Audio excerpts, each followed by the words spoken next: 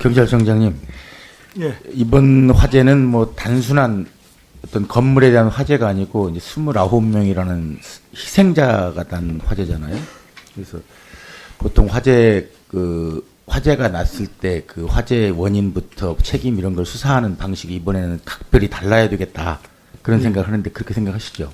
예. 그래서 인근에 이제 건물들의 협조를 구해서 인근의 모든 CCTV나 그다음에 지금 계속 등장하는 모든 통화 내역이나 이런 모든 자료들을 확실히 좀 구비를 하셨으면 좋겠고요. 모든 걸 준비하셨으면 좋겠고, 그리고 아까 그 희생자 유족들 말씀처럼 우리와 같은 아픔을 안고 사는 사람이 더 이상 없었으면 좋겠다는 생각에서 또 그분들이 말씀을 하신 거니까 정확한 진상조사가 아마 그분들을 위로하는 가장 큰 어떤 그 위로거리가 되지 않을까 싶습니다. 그 부분을 좀 각별히 해 주셨으면 좋겠고요. 이제 이번 그 사고를 보면서 같은 사고가 오늘도 있을 수 있고 내일도 있을 수 있다는 생각을 합니다. 그래서 저는 장관님께 한 가지 말씀을 드리고 싶은 것이 그 지난 2010년부터였나요? 그 드라이비트 설치물이 6층 이상, 7층 이상부터 안 되게 됐죠. 6층 이상입니다. 6층 이상이요. 그렇지만 그 이전에 있는 건물을 그 안전에서 제외할 수는 없습니다. 그래서 제 생각에는 다중이 이용하는 건축물 중에 그 2010년 이전에 지어진 건물이더라도 드라이비트 드라이비트 시설을 한 건물은 저는 전국 전수조사가 필요하다는 생각을 합니다. 그게 이제 정부에서 어느 부처가 함께 해야 될지는 모르겠지만, 보니까 지난 6월에 런던 그ren펠 타워인가요? 71명이 사망하는 영국에서도 그런 일이 있었는데, 이것이 우리가 단순히 어떤 기한 전이라고 해서 이게 이제 소급 적용을 할 수 없다고 해서 놔둬서는 안 되겠다. 두바이에서 일어난 토치타워인가요? 그건 또 그 이전에 15년인가 그런 화재가 있어가지고 외벽을 전체를 교체하고 있었다고 그래요. 거의 90층 가까운 건물을. 네. 그래서 지난번에 다시 그 외벽 45층에서부터인가요? 화재가 났을 때 한 명의 사상자도 되지 않았다고 합니다.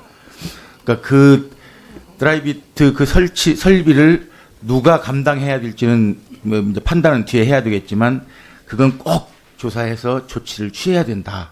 그 말씀을 우리 장관님께 꼭 드립니다. 한번 조사해 보실.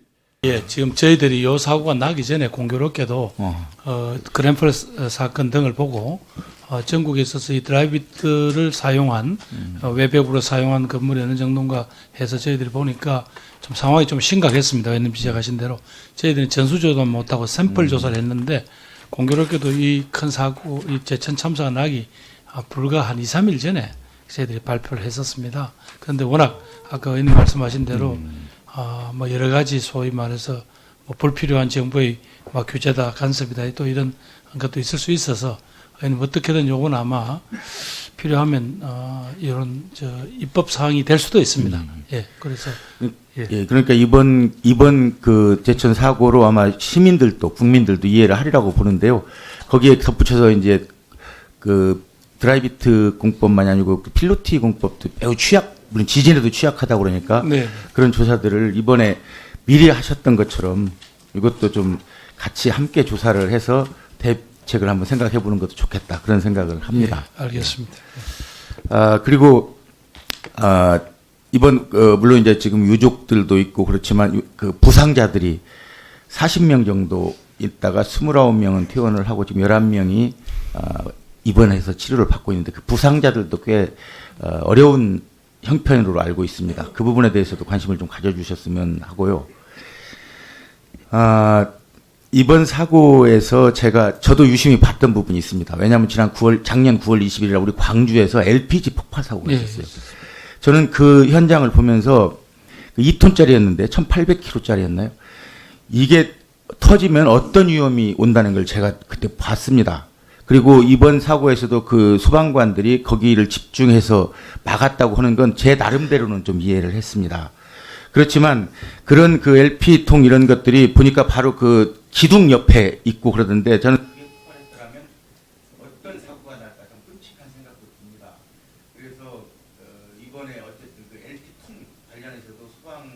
입장에서는 물론 이제 그 일반인들은 LP통에 대해서 직접 경험을 하지 못하신 분들은 안전하다고 하는데 지난 광주사고가 안전하다고 하는 통이 사고 나가지고 100m 반경에서 100m쯤 떨어진 곳에서 중상을 입은 것이죠. 그런 부분을 LP통 관련해서는 이미 설치되어 있는 그 LP통들의 위치나 그리고 LP통이 안전하다고만 생각하지 말고 그 안전에 대한 어떤 관리 이런 부분도 수강팀 네, 알겠습니다.